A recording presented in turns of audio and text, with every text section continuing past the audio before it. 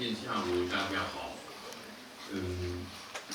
我很感谢有这个机会，于秀红馆长给我这个机会谈一谈这个伟大的这个展览，赵无极的展览。我去年10月我有机会看那个展览，给我的影响很大，真的是伟大的一个展览。所以我也告诉我们的德国大使，他叫弗洛教授，弗洛博士，他去杭州看这个展览，他也觉得非常好。我个人以后有机会写一篇小文章，关于那个展览，我在Frankfurter Allgemeine，就是德国比较有名的一个报纸写的这篇文章。那今天讲的报告是用这个文章把这个文章用一个做基础，所以我把这个文章翻译英文，然后美术学院的博士生Zhao之前他翻译成中文，所以我今天我要讲英文，用英文讲。但是邵女士她用中文讲。好，那我们现在开始。The story goes that Zhao Wujie, when asked, "Are you a Chinese or a French painter?" he answered both. 赵无极曾被记者问到：“您是中国画家还是法国画家？”他回答道：“两者都是。” Having studied at the China Art Academy in Hangzhou in 1948 and was then sent to France. 赵无极青年时在杭州中国美术学院学习，1948年被派往法国。There he spent nearly his entire life. In 1964, he was on recommendation of André Malraux given French citizenship. 随后在法国定居，几乎在那里过完了他的一生。在安德烈·马尔罗的推荐下，他于1964年获得了法国国籍。The China Art Academy in Hangzhou, in its elegant and spacious museum, has arranged an exhibition celebrating the painter's 100th birthday. Because of COVID, however, 3 years later than planned. 杭州中国美术学院优雅宽场美术馆举办了一场纪念赵无极100岁诞辰的展览。然而，由于疫情，展览比原定计划推迟了3年。On show are 129 canvases in oil, 44 watercolors, 29 graphic leaves, and 11 pieces of ceramics. 本次展览共展出129幅油画、44幅水彩、29幅版画和11件陶瓷作品。For the most part, these works do not come from China.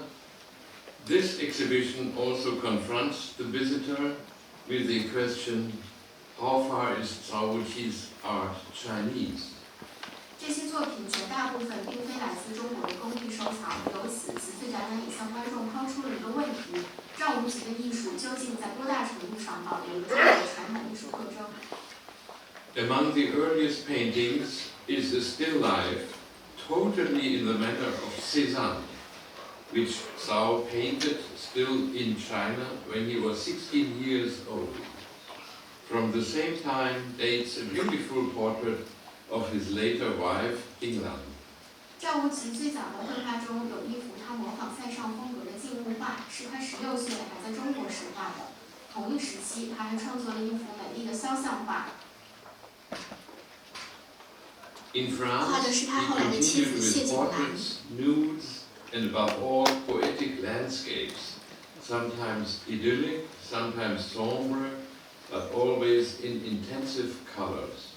在法国，他继续创作肖像画、裸体画和风景画。他的画面充满了浓烈的色彩，有时是甜言诗意，有时是阴郁沉重的。In a landscape of 1949, a small cart with a black coffin drawn by an emaciated horse is a memory that the painter's first child died soon after birth when the family were fugitives. 在一幅1949年的风景画中，有一辆拉着黑色棺材的小马车，画面上的马看起来十分憔悴，这是赵无极为怀念战争时期他出世不久的就夭折了的第一个孩子所创作的。Sometimes one meets in Zhao's early pictures figures reminiscent of Marc Chagall or Henri Matisse. Symbolic drawings by Paul Klee, which he got to know in 1951 in Switzerland. Thereafter, his paintings became more and more abstract. 在赵无极的早期作品中，可以看到其创作风格受马克夏加尔或亨利·马蒂斯的影响。1950年在瑞士见到克利象征主义的作品后，他的绘画变得越来越抽象。After he had seen in 1957 in the USA abstract expressionists such as Barnett Newman and Mark Rothko, Zhao often reduced his palette to a few colors which he applied in large areas, and he also developed a repertoire of compositional types. 1957年，赵无极在美国旅行时结识了巴尼特、纽曼和马克罗斯科等抽象表现主义画家后，他开始使用少量的颜色、大面积涂抹，形成了一套自己的构图风格。His intensive coloristic effects had never been seen before in traditional Chinese painting. 这种作品所呈现的强烈色彩效果，在以往的中国传统绘画中是前所未见的。Western authors, especially French ones, who wrote about the painter have therefore mostly praised his art as a successful application of Western painting by Chinese artists, who transcended the borders between West and East. 因此，西方评论家，尤其是法国评论家，评价赵无极的艺术，认为他是充分利用西方文化的表现手法，把中国传统美学精神表现得淋漓尽致。This, though the argument goes, also shows in the fact that Zhao hardly made use of the quintessential instrument of each Chinese artist, the calligraphic brush. Although his grandfather had already taught calligraphy to the 10-year-old boy. 这种说法还体现在赵无极的创作中，他几乎没有使用中国艺术家的典型工具毛笔，尽管他祖父早在他10岁时就教过他书法。The makers of the exhibition in Hangzhou, however, present the matter differently, and in their catalogue foreground the Chinese elements in the art of their compatriot. 杭州展览的策展团队以展览的不同单元呈现了赵无极艺术中的中国传统特征，并在展览图录的前言中强调了赵无极作为同胞其艺术中不可忽视的中国传统精神。Basing herself on written sources of the period, curator Ma Nan relates the patriotic motifs which prompted the Hangzhou Academy to send the promising young painter to Europe, despite a war had recently devastated the continent. 策展人马南根据当时的文字资料，讲述了促使杭州美院将这位前途无量的年轻画家送往欧洲的爱国动机。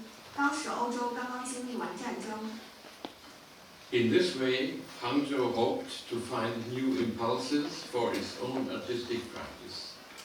杭州美院迫切希望通过这种方式为艺术实践寻找新的动力，将艺术重新活跃起来。The painter himself never left any doubt about his origins, and once said that, paradoxically, he owed it to Paris to be able to return to his origins. 赵无极本人从来没有否认，也没有离开过中国传统的本源。他曾说过，如果说巴黎的影响在我作为艺术家的整个成长过程中是无可否认的，我必须说，随着我思想的深入，我逐渐重新发现了中国。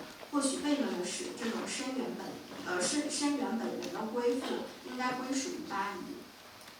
Remarkably, Dominique de Villepin, the former French ambassador to China and later Prime Minister of France, identifies in his insightful article in the catalogue the Chinese elements in Zhao's art in detail.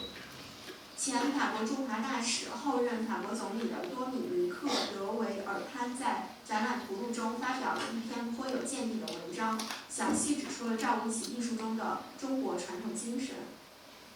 Visible traces in the Chinese tradition are, amongst others, the sharp, short strokes, of Zhao Wujie's dry tree branches. 从赵无极的作品中可以看到明显的中国传统绘画痕迹，比如他处理干树枝用锋利的软笔触。According to his own testimony, he paraphrased here the characters on the oracle bones of the Shang dynasty. You see them in the early work with the child's coffin and also in later works inspired by clay. The same applies to the characters cast into the archaic bronze vessels. 根据他自己的解释，这种用笔仿照了商朝甲骨文。在早期的那件画有藤冠的作品中，可以看到这种笔触；在后来受刻意启发的那些作品中，也可以看到。同样的笔触也运用到了青铜器铭文系列作品中。The diffuse atmosphere in Zhao's painting and his less than compact compositions are reminiscent of Chinese ink painting. 赵无极画中弥漫的浪漫氛围和大量留白开放式的构图，让人联想到中国传统水墨画。In a triptych 3.9 meters broad, the Western viewer only sees an abstract composition. Yet those who know that it was created in 1982, when the painter visited Hangzhou, will recognize the atmosphere of Westlake. 展览展出了一幅宽3.9米的作品，以西方观众的视角，或许只能看到抽象的构图。然而，如果知道创作这幅画的时间是1982年，当时赵无极正在杭州，也许更容易把画面和西湖联想起来，能感受到西湖画面上西湖的气息。The director of the museum, Yu Xihong, even discovers here the illustration of a famous poem by Su Shi, who in the 1960s was stationed in Hangzhou and had a dam built, which was later named after him. 美术馆馆长于旭红据此发觉，也许这幅画描绘的正是苏轼6月27日望湖楼醉书一诗中的意境。苏轼在10世纪60年代曾驻守杭州，并修建了一座水坝，后来这座水坝以他的名字命名。此诗也是苏轼在杭州时所作。The first stanza reads, Black clouds, spilled ink half blotting out the hills. Pale rain, bouncing beads that splatter in the boat. Land rolling wind comes, blasts and scatters them. Below lake watchtower, water like sky. 诗词写道：黑云翻没未遮山，白雨套珠乱入船。卷地风来忽吹散，望湖楼下水如天。Those who want to claim the painter for China also point to his signature, which he uses throughout. His personal name, written in Chinese characters, has a specific meaning. Wujie, literally without ridgepole or without limit, evokes a personality in the Taoist mode. 另一个可以说明赵无极是有中国传统特征的画家的，是他一贯用在作品上的签名。他用中文字写的名字无极是具有特殊含义的。无极字表面意思是无极或无极限。同时，无极取自老子中提出的无形无相的宇宙观，有种超然物外的道家精神。His family name, however, the painter writes in Latin letters, Zhao. Normally, that character is transcribed as Zhao in France, yet Zhao also can mean creation, and the signature thus becomes a motto, limitless creation. 而他的姓氏则用拉丁字母 ZAO， 在法国 ZAO 通常被转写为 TCHAO， 但造也有创造的意思，因此签名更像是代表他的座右铭“无限创造”。The exhibition thus paradigmatically shows that China does more than merely adopt Western traditions and achievements, and also more than simply aim at a synthesis of Westernese. 同时，这次展览向我们很好地展现了中国在艺术创作上不只是学习西方的传统经典，也不仅是简单的以东西方艺术交流为目标。When Zhao Wujie studied Western art, this was not an end in itself, but he did it with the intention to continue, modify, and enrich the Chinese artistic tradition. 就像当时赵无极并不是以学习西方艺术为目的，而是在汲取西方艺术后回归到中国传统，结合现代抽象绘画，传达具有中国精神的内涵，延续丰富了中国传统绘画的形式和内容。Finally, the exhibition still conveys a special message. While Zhao Wujie lived in France, a completely different kind of Western painting was promoted in China, social realism of the Soviet mode, which Zhao abhorred. 最后，展览还提到，赵无极旅居法国时，中国正在推广一种完全不同的西方绘画形式，以苏联社会现实主义画派为范本。赵无极对此深恶痛绝。In 1985, he gave an intensive one-month course at the Hangzhou Academy, in which he introduced the young artists into his art. One of the participants was Fudan. He had once studied in painting in Hamburg and is now director emeritus of the academy. 1985年，他在杭州美院开设为期1个月的研学班，向年轻艺术家们介绍他对艺术的理解。本次展览的发起人之一，曾在汉堡学习绘画，现任杭州画院名誉院长许江，也参加了当时这个研学班。The exhibition which he helped to initiate thus is also testimony to Zhao Wujie's contribution in overcoming an epoch in Chinese art history. 赵无极来源于东方，立足于西方，又回归本源。本次展览完美地呈现了赵无极在中国艺术史上超越苏联社会现实主义画派的时代的贡献。